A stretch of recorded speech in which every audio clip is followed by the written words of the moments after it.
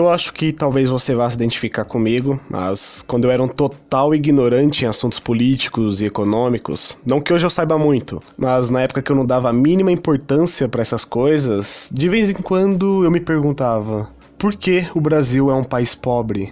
Por que será que alguns países são tão ricos como os Estados Unidos, o Canadá, a Austrália, o Japão, alguns europeus e por aí vai, e tantos outros são tão pobres como a África, que é a primeira região que vem à cabeça, né, quando se fala em pobreza, e o Brasil, que obviamente não é dos mais pobres do mundo, mas também não é lá essas coisas, né?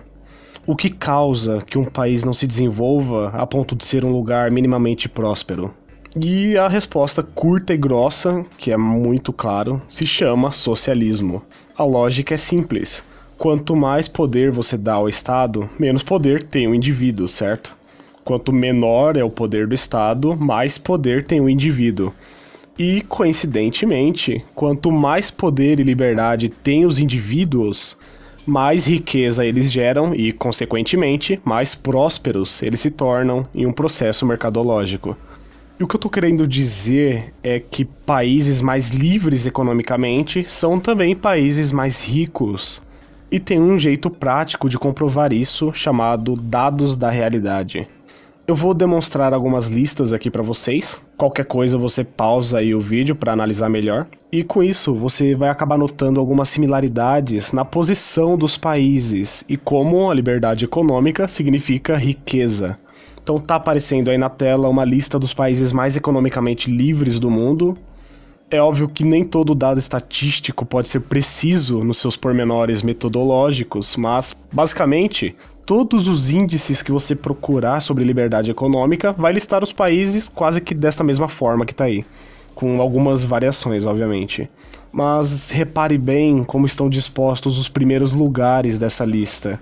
E veja que o Brasil se encontra na posição 153 dentre 180 países analisados, um dos países menos livres economicamente do mundo. Então, muito bem, tem um outro ranking também que lista países por PIB per capita. O PIB, para quem não sabe, é um outro índice que calcula toda a soma de bens e serviços produzidos em um determinado país em um certo período de tempo, geralmente um ano.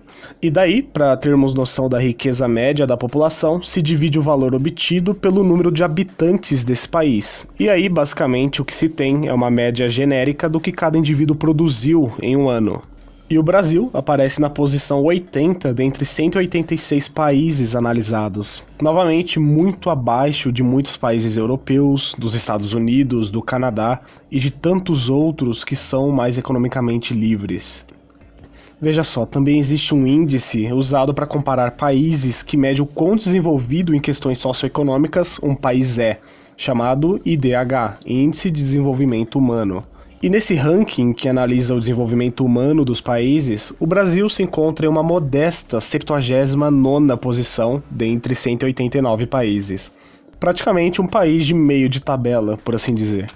E se você for alguém um pouquinho assim esperto, você com certeza já deve ter reparado uma semelhança entre as tabelas.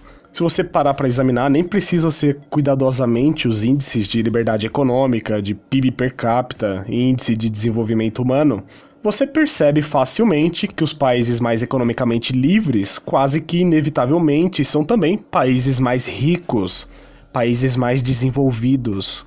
Isso é praticamente via de regra nesse contexto. Então, muito interessante mesmo, não? Mas a pergunta do vídeo ainda não foi respondida. Quando o Brasil se tornará um país de primeiro mundo? E com primeiro mundo eu quero dizer desenvolvido, rico. Quando? Eu acho que é impossível eu tentar deixar isso mais claro e óbvio do que já é. É só você não regular a economia, parar de taxar quem quer empreender e consumir, não praticar protecionismo que você vai prosperar, porra. Acabou. Essa é a minha ideia. Que ridículo, velho. Quando o Brasil se tornará um país de primeiro mundo? Quando deixar de ser um país socialista, é simples. Mas agora no caso do Brasil você tem um problemão chamado Previdência Pública, onde quase 60% dos gastos do governo são direcionados para pagar o rombo da Previdência. A prioridade número 1 do Brasil é, obviamente, decidir o que fazer com a Previdência. O correto seria extinguir, de uma vez por todas, o envolvimento do Estado com Previdência. Assim, cada um decide como poupar para sua própria aposentadoria. Isso é o mais correto a se fazer. Mas um projeto desse tipo, dada a mentalidade do brasileiro atual, honestamente, não passa, né? O que resta, pelo menos, é reduzir as injustiças e as absurdidades dessa pirâmide com uma reforma. Reformando a Previdência, retirando privilégios e dando liberdade para cada um guardar para sua própria aposentadoria, você, além de obter mais liberdade econômica ao retirar a obrigatoriedade, ainda diminui a injustiça que o pobre tenha que pagar pela aposentadoria do mais rico, entendeu? Então tudo começa por aí, por uma reforma da Previdência. Depois disso, o caminho é o mais óbvio possível, e aquilo que você já está cansado de ouvir, né? Retirada de regulações econômicas, redução de impostos, privatização e abertura de mercado, a extinção da CLT, que é um pouco mais difícil, além, é claro, da mudança de mentalidade do brasileiro, do coletivismo para o individualismo. Essa é a base. Não tem segredo. Qualquer país hoje minimamente desenvolvido, durante sua história, cresceu adotando medidas liberalizantes na economia. É claro que essas mudanças acontecem sempre gradualmente, de pouco em pouco. Mas elas são a chave para o desenvolvimento econômico. A liberdade econômica é o único caminho para a prosperidade.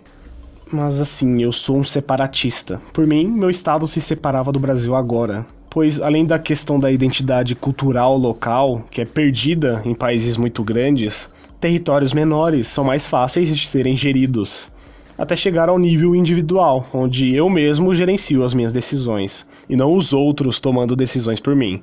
Mas só por uma questão de chamar a atenção para essa questão de liberdade mesmo, eu decidi fazer esse vídeo tendo como base o Brasil como um todo. Acho que você entendeu, né? Até porque estamos todos no mesmo barco, então as mesmas noções de capitalismo que existem aqui para mim em São Paulo também serve pro alagoano, pro cearense, pro acreano.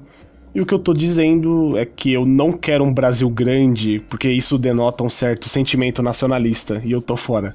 Mas o que eu quero de verdade é que essas pessoas que vivem nesse território chamado Brasil, que elas prosperem, não só financeiramente, mas intelectualmente. Isso é o que me motiva de fato. No mais, eu espero que você tenha gostado do vídeo. Um grande abraço, fica com Deus e até o próximo vídeo. Eu fui.